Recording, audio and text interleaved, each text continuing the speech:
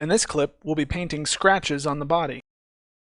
Time for the home stretch, at least on this section. I'm going to go through the biggest part of this whole thing, although honestly I'm not sure that there's any more edges on this body part than there were on the legs.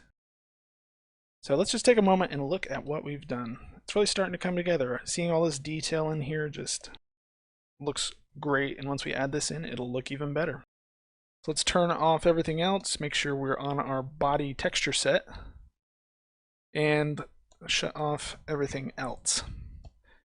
First things first, let's make a new layer, call it Scratches.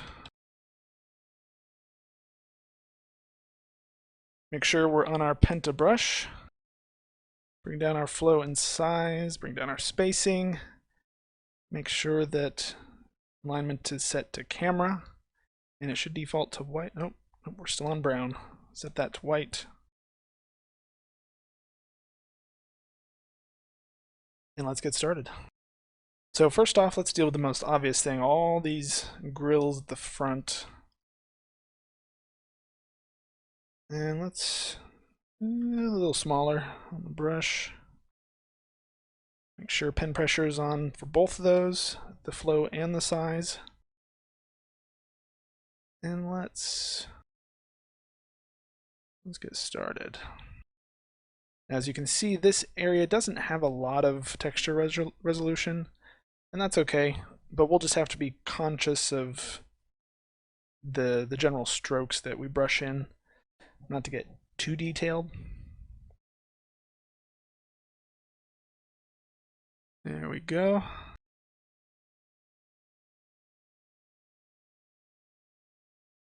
That's looking good.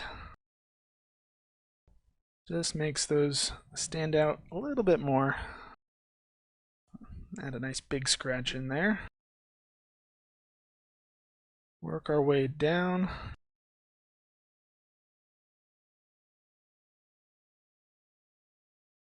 And at least in this section it gets a little shorter. Let's be sure we're getting both edges. I'm going to go ahead and turn wireframe on here. It just makes it a little bit easier. There we go. Let's go ahead and get this edge while we're in here.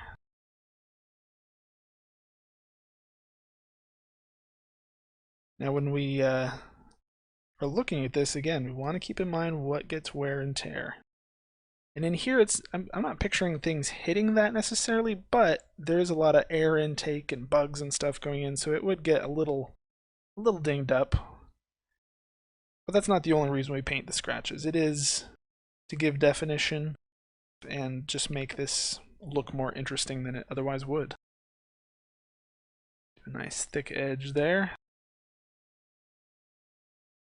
There we go. And I'm going to stop there for now. You get the idea with these, and we'll obviously carry through. Thankfully, this is mirrored, so we only have to do it once. Let's start on these upper edges.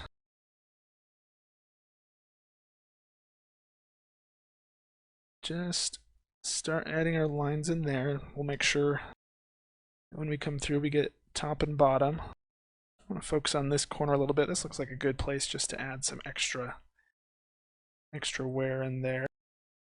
Always cool to add these offshoot lines. There we go.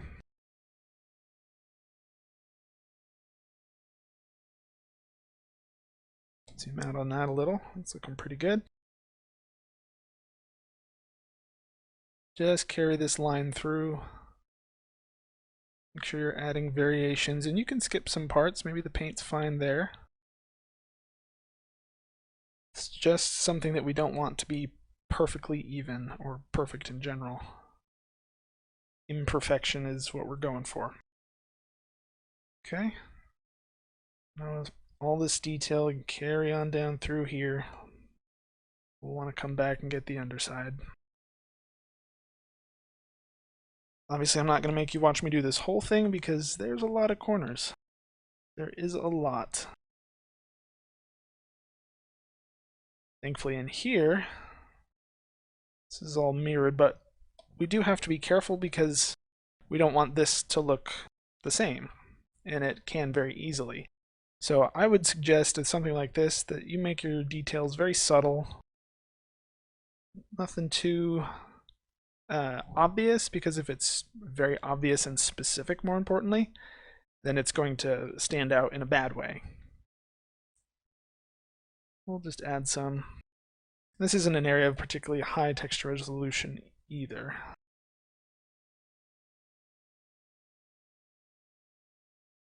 There we go, just a little bit.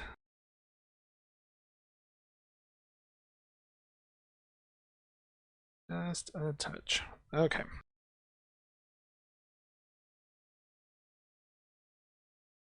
Definitely want some on this because it really doesn't have much definition.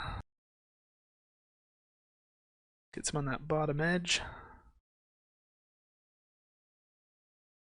And some scratches. Oops, that one came out a little thick. Just Control Z and undo that. Turn our wireframe back on. Work our way down here. Get a little thicker. And if you're looking at this and you're like, man, that's a really hot white line, and most of these are, you can either come in with your eraser and just soften it up, or you can just bring this layer down as a whole so that these are little fainter details. And that's just fine. But then you might come back to places like this and think, well, it's not hot enough there. So really I would suggest either making a new layer or just coming in with the eraser and softening it up. And how you would do that is pick your eraser, turn on your pressure to flow, not size, bring our size up fairly large, and then come in and just start to tap.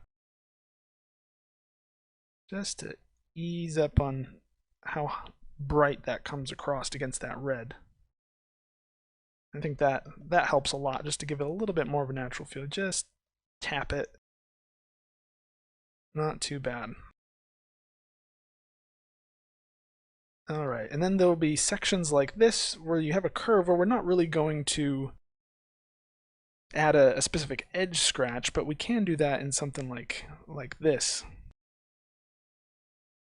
And that'll bring some definition to that area. But where we can do a little bit more would be at like this opening, because with the constant in and out of airflow and dust, that would definitely get somewhere. And we've got some nice dark color in here. I'm going to bring my brush size down, so we can add just some hints of that kind of scratching. Alright, there's obviously a lot of edges left to go. We want to work our way around these edges. All the same kind of definition that we were doing with our ambient occlusion and the edge dirt. And then we'll want to go through and scratch all of it up with a general scratch pass. But that is going to take some time, and I think you get the idea of the general patterns and techniques we're going to use on this section and what we're going to focus on. So I will see you in the next clip. In this clip, we painted scratches on the body.